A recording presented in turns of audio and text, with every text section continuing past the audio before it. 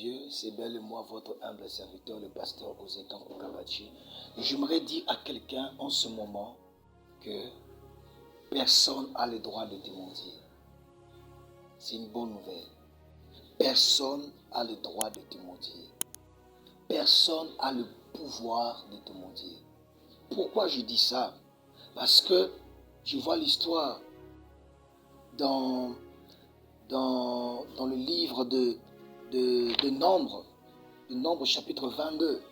Nous voyons là-bas Balak qui est animé d'une colère, d'une méchanceté contre le peuple d'Israël. Et il a incité, il a proposé à ses devins Balaam pour maudire. Il lui a dit, va, il lui a même proposé de l'argent pour maudire le peuple d'Israël. Mais je bénis le Seigneur parce que on ne peut pas maudire celui que Dieu a béni. Et cette histoire m'enseigne 4 vérités fondamentales. Premièrement, on sait que le peuple d'Israël appartenait à l'Éternel. Celui qui appartient à l'Éternel, Dieu ne peut, plutôt l'ennemi ne peut pas les maudire. Celui qui appartient à l'Éternel, Satan ne peut rien contre sa vie.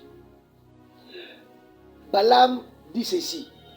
Il proclame en disant que je vois le peuple au sommet des rochers. Je le contemple du haut de collines. C'est un peuple qui a sa demeure à part. Et qui ne fait pas partie des nations. Donc, quand il s'est levé pour maudire le peuple, il a vu cela. Il a constaté que le peuple d'Israël était un peuple mis à part. Un peuple qui a sa demeure à part, qui ne fait pas partie des nations. Et la Bible dit ceci, nous sommes dans ce monde, mais nous ne sommes pas de ce monde. Nous appartenons à Jésus. Tu appartiens à Jésus. Voilà pourquoi l'ange est apparu à Paul. Il lui a dit que personne ne mettra la main sur toi tant que tu vivras.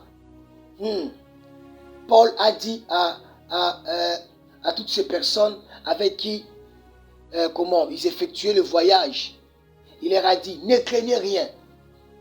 Le Dieu le Dieu que je sers, le Dieu à qui j'appartiens, il m'a envoyé son ange pour me dire que personne ne mettra la main sur moi et personne ne mourra. J'aimerais dire à quelqu'un que personne ne mettra sa main sur ta vie. Personne ne mettra la main sur toi. Pourquoi? Parce que tu appartiens à l'Éternel. La Bible dit ceci, que personne ne peut arracher entre les mains de Dieu. Plutôt, personne ne peut arracher quelqu'un qui est entre les mains de Dieu.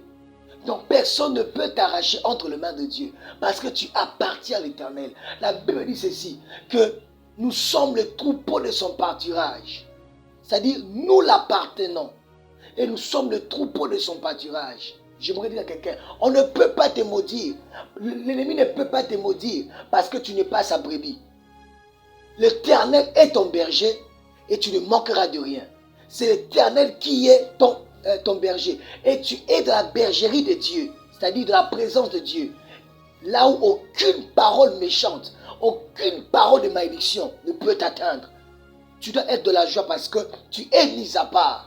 Tu n'es pas comme tous les hommes. Toi, tu es mis à part. Et l'ennemi Satan ne peut rien contre ta vie. Toute parole de malédiction ne peut rien contre ta vie. On ne peut pas te maudire. Ça, c'est la vérité. Et deuxième vérité, c'est que Balaam n'a pas pu maudire le peuple d'Israël. Pourquoi? Parce qu'il n'a pas trouvé dans ce peuple de l'iniquité. Il n'a pas trouvé le péché.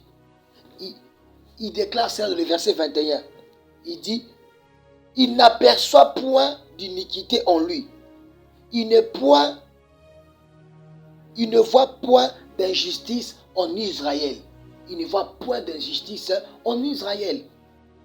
Bien-aimé dans le Seigneur, tu dois comprendre ceci. Que toi qui appartiens à l'Éternel, tu ne peux pas être maudit. Et deuxième chose, et toi qui mènes une vie de sanctification, les paroles de malédiction ne peuvent pas t'atteindre. La malédiction ne peut pas t'atteindre. Tu ne peux pas être maudit. Toi qui mènes une vie de sanctification, toi qui crains l'Éternel Dieu, tu ne peux pas être maudit. Bien-aimé dans le Seigneur, toi qui vis une vie séparée du péché, le mal ne peut pas t'atteindre. Le mal ne peut pas t'atteindre. Pourquoi? Parce que d'abord tu te gardes toi-même. Pourquoi? Tu es en alliance avec Dieu, en menant une vie de sainteté. La sanctification nous protège. La sanctification nous garde de toute attaque du diable, de toute mauvaise parole, de paroles méchantes que nos ennemis profèrent et déclarent contre nos vies. Toi qui marches dans la vie de sanctification, tu dois être heureux parce que l'ennemi ne peut pas te toucher. La sainteté nous protège. Voilà pourquoi je t'encourage. Continue à mener une vie de sainteté. Continue à craindre l'Éternel Dieu. La sanctification garde Dieu près de toi. Et la vie de péché t'expose. Toi qui mènes une vie de péché, ça t'expose. Donc tu es à la merci du diable. Toi qui mènes une vie du péché.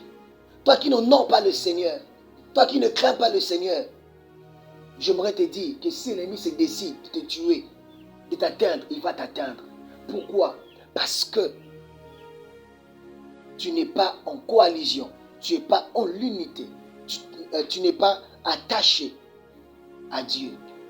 Bien-aimé dans le Seigneur, le péché brise notre relation avec Dieu. Le péché est une maladie. Le péché conduit à la mort, allais-je dire. Le péché nous conduit à la mort. Le péché nous conduit à être en désaccord avec Dieu. Et quiconque n'est pas dans une très bonne relation avec Dieu n'est pas sous la bénédiction, mais il est sous la malédiction. C'est-à-dire toutes les paroles que l'ennemi peut proférer sur toi, ça va t'atteindre. 3 choses pour ne pas vivre dans le péché. Premièrement, tu dois savoir que Jésus a rendu impuissant le péché à la croix. C'est que tu peux surmonter le péché. C'est-à-dire, tu dois te décider à ne pas vivre dans le péché. C'est très important. 2 choses pour vivre une vie de sainteté. Tu dois te décider à ne pas vivre dans le péché. Deuxième chose, tu dois faire le vœu à Dieu. Dire à Dieu, Seigneur, si par exemple je tombe dans ce péché d'impudicité, que je meurs, ou soit que j'atteigne même la maladie du VIH-Sida. C'est un vœu que tu fais. Et tu verras que si tu veux commettre un acte, soit tomber dans l'impudicité, tu vas te souvenir de ces vœux-là et cela t'empêchera à tomber dans le mal. Troisième chose qui a fait que Balaam n'arrive pas à bénir, soit n'arrive pas à maudire le peuple d'Israël. Troisième chose, c'est quoi? C'est que Dieu est le maître de tout esprit. C'est-à-dire, Dieu est au contrôle de toutes choses. Bien-aimé dans le Seigneur, tes ennemis ne savent pas. Et puis, ils ne savent pas que Dieu a la capacité de changer leurs paroles de malédiction en paroles de bénédiction. C'est-à-dire quoi?